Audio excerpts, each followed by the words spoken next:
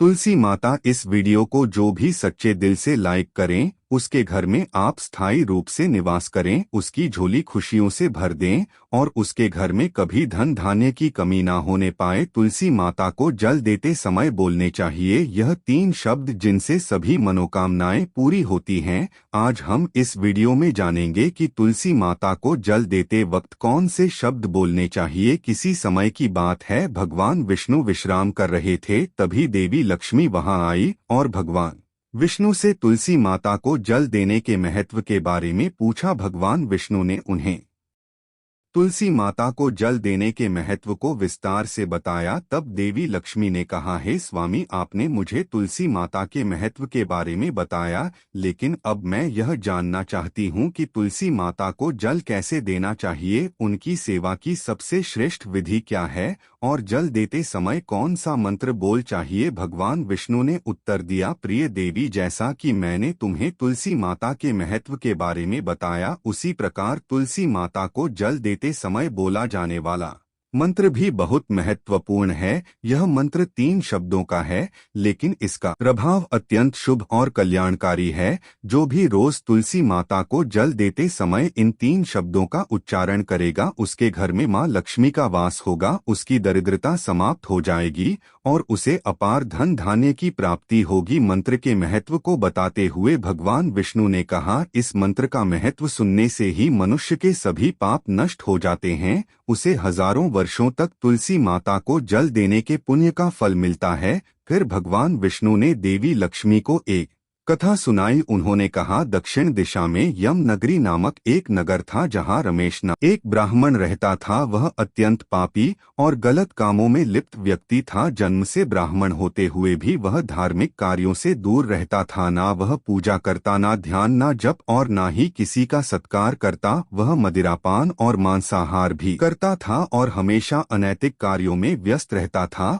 और वह ब्राह्मण दिन में खेत में काम करके पत्ते बेचकर अपनी जीविका चलाता था और रात में वेश्याओं के पास जाता था। इस प्रकार उसने अनेक वर्षों तक अपना जीवन इसी पाप पूर्ण तरीके से बिताया। फिर एक दिन वह दुर्बुद्धि ब्राह्मण पत्ते इकट्ठा करने के लिए एक आरशी की वाटिका में पहुंचा और पत्ते तोड़ने लगा। तभी एक काले सर्प ने, जो काल के रूप में वहां उपस्थित था, उसे काट लिया। उसी समय उसकी मृत्यु हो गई।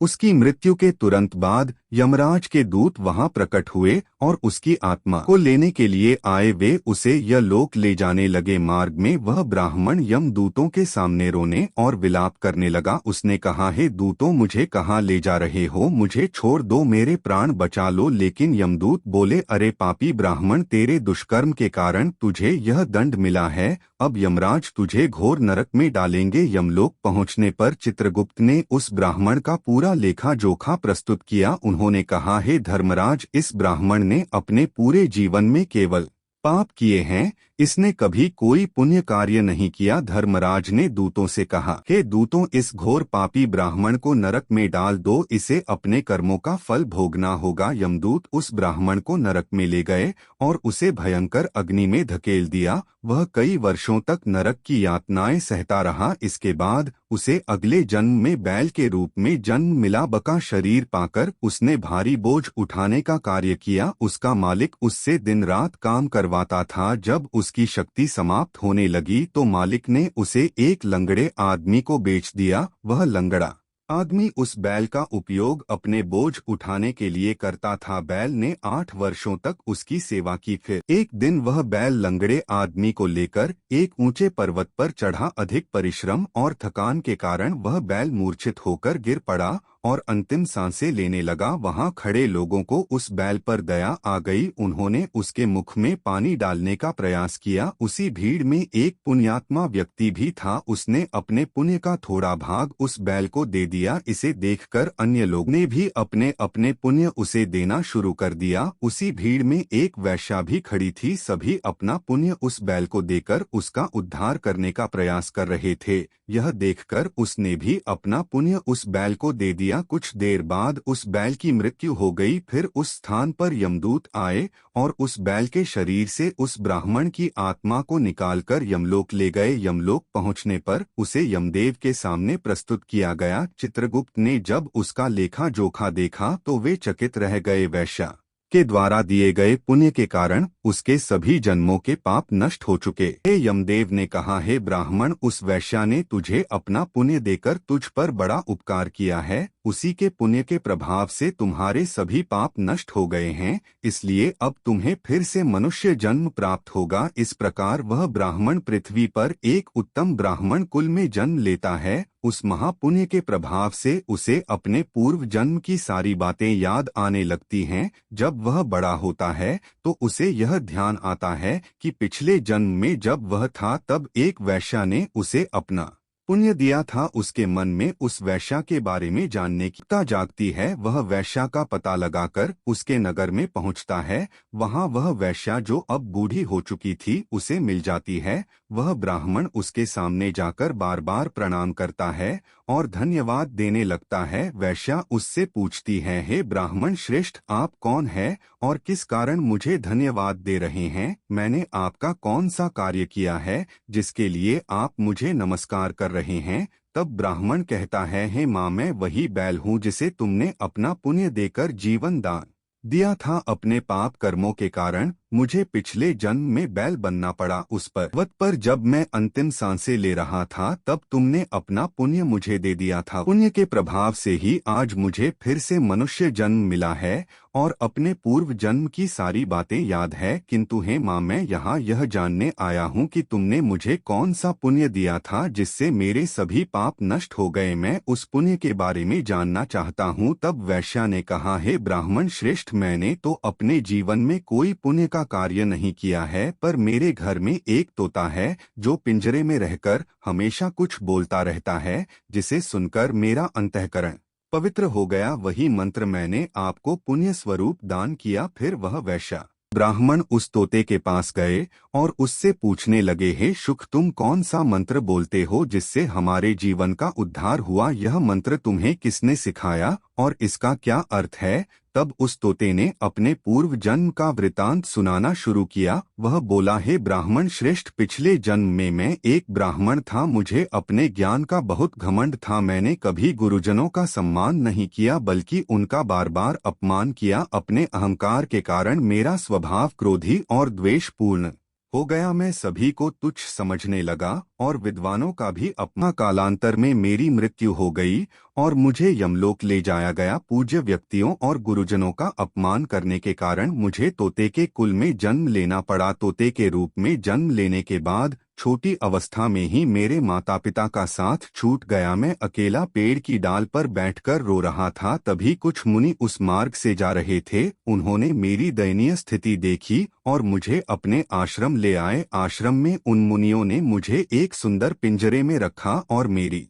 देखभाल की। वे मुझे प्रतिदिन भोजन कराते और मुझसे स्नेह करते थे। उस आश्रम में मुनि, उनकी पत्नियां और बच्चे प्रतिदिन तुलसी माँ के पौधे को जल अर्पित करते और एक मंत्र का जाप करते थे। उनके मुख से बार बार वह मंत्र सुनकर मैंने उसे याद कर लिया। तब से मैं उसी मंत्र का जाप करता हूँ। इस मंत्र के प्रभाव से मेरे जीवन में सकारात्मक बदलाव आने लगे। मुझे अपने कर्मों का पश्चाताप हुआ और मेरी मृत्यु भी टल गई। मेरी आयु 100 वर्ष हो गई और इतने वर्षों तक मैं जीवित रहा। एक दिन रात के समय एक चोर उस आश्रम में आया और मुझे वहां से चुरा लिया। बाद में इस वैश्या ने उस चोर से मुझे खरीद लिया। वैश्या के घर आने के बाद भी मैं वही मंत्र बोलता रहा। इस मंत्र को सुनकर इस वैश्या का अंतःकरण पवित्र हो गया। उसने अपना पुराना जीवन छोड़कर भगवान विष्णु की भक्ति करनी शुरू कर दी है। ब्राह्मण देव, इसी मंत्र के प्रभाव से मेरे और इस वैश्या के सभी पाप नष्ट हो गए। यही मंत्र आपको भी पाप मुक्त कर चुका है।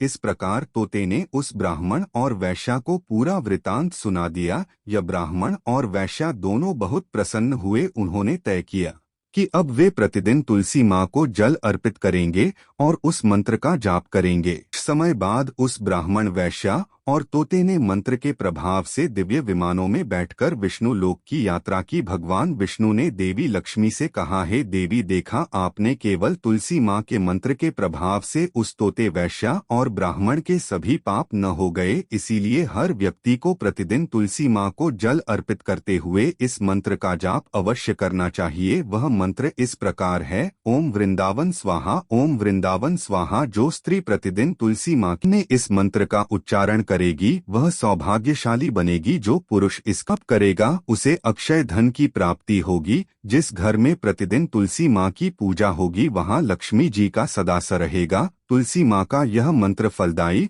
और सिद्धियों को प्रदान करने वाला है। स्त्रियों को स्नान के बाद बाल बांधकर मांग में सिंदूर लगाकर तुलसी माँ को जल चढ़ाना चाहिए। साथ ही तुलसी माँ की परिक्रमा करनी चाहिए। शाम के समय तुलसी माँ के पास दीपक जलाने से घर में सुख समृद्धि आती है।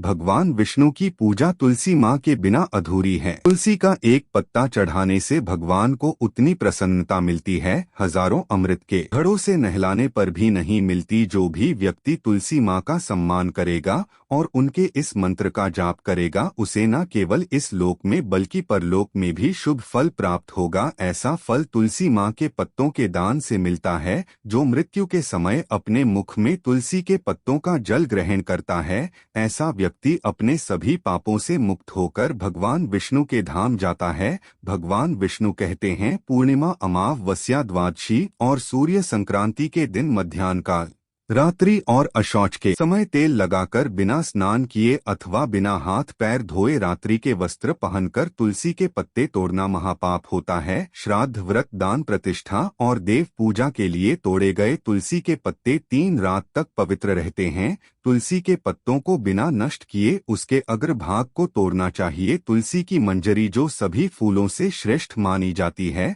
उसे तोड़ते समय पत्तियों का होना आवश्यक है। पौधे को बिना हिलाए केवल अग्रभाग को तोड़ना चाहिए ताकि पूजा का फल और बढ़े। तुलसी के पत्तों को कभी नाखून से नहीं तोड़ना चाहिए क्योंकि इससे पाप लगता है। रात्रि के समय तुलसी के पौधे को छूना या उसके पत्ते तोड़ना अशुभ माना जाता है क्योंकि रात्रि में वह निद्रा अवस्था में होती है। गुरुवार को तुलसी के पौध में थोड़ा कच्चा दूध अर्पित करें और इस दौरान ओम नमो भगवते वासुदेवाय नमः मंत्र का जाप करें। तुलसी के पौधे के पास शालिग्राम रखें और तिल चढ़ाएं। शालिग्राम पर तुलसी के पत्ते रखकर चंदन का तिलक करें। अगर कोई महिला मासिक धर्म में है तो तुलसी की पूजा से बचे क्योंकि इस समय तुलसी को छूना पाप होता है जिससे महिला की दुर्गति हो सकती है। भक्तों, इस प्रकार भगवान विष्णु ने देवी लक्ष्मी को तुलसी के जल देने के मंत्र का महत्व बताया। इस कथा को सुनकर कृपया कमेंट करके बताएं कि आपको यह कथा कैसी लगी। यदि यह जानकारी आपके लिए लाभकारी रही हो तो वीडियो को लाइक जरूर करें। अगर आप भी मां लक्ष्मी को अपने घर में लाना चाहते हैं तो कमेंट बॉक्स में जय मां लक्ष्मी आपका हमारे घर में स्वागत है जरूर लिखें। साथ ही हमारे चैनल को भाइयों और बहनों, आज आपने हमारे साथ इस पवित्र कथा और ज्ञान को सुना। कहा जाता है कि जब इंसान धर्म और आस्था से जुड़ता है तो उसका जीवन बदलना शुरू हो जाता है। जैसे तुलसी के पौधे में रोज जल अर्पित करने से वातावरण पवित्र होता है वैसे ही हमारे जीवन में भी पवित्रता आती है। एक छोटा सा कार्य जब प्रेम और श्रद्धा से किया जाता है तो वह कार्य साधारण नहीं रहता, वह चमत्कार बन जाता है। इसी तरह एक समय एक व्यक्ति था जिसकी किस्मत बार बार साथ नहीं देती थी। हर जगह असफलता मिलती थी लेकिन उसने हार नहीं मानी और हर सुबह तुलसी जी को प्रणाम कर जल अर्पित करना शुरू किया। धीरे धीरे उसका जीवन बदलने लगा, कठिनाइयां कम हुई और उसके जीवन में सुख समृद्धि आने लगी। यह कहानी हमें यही सिखाती है कि आस्था, श्रद्धा और सत्कर्म से ही जीवन में उजाला आता है। तो प्यारे दर्शकों, अगर आपको यह वीडियो अच्छा लगा तो कृपया इसे लाइक करें, शेयर करें और चैनल को सब्सक्राइब करें। आपका एक छोटा सा कदम हमें और भी प्रेरणा देगा ताकि हम आपके लिए ऐसी ही और अनमोल कथाएं और ज्ञान लेकर आ सकें। हमारे साथ जुड़े रहने के लिए हृदय से आपका आभार। आपका दिन मंगलमय हो, आपके घर में सुख, शांति और समृद्धि बनी रहे।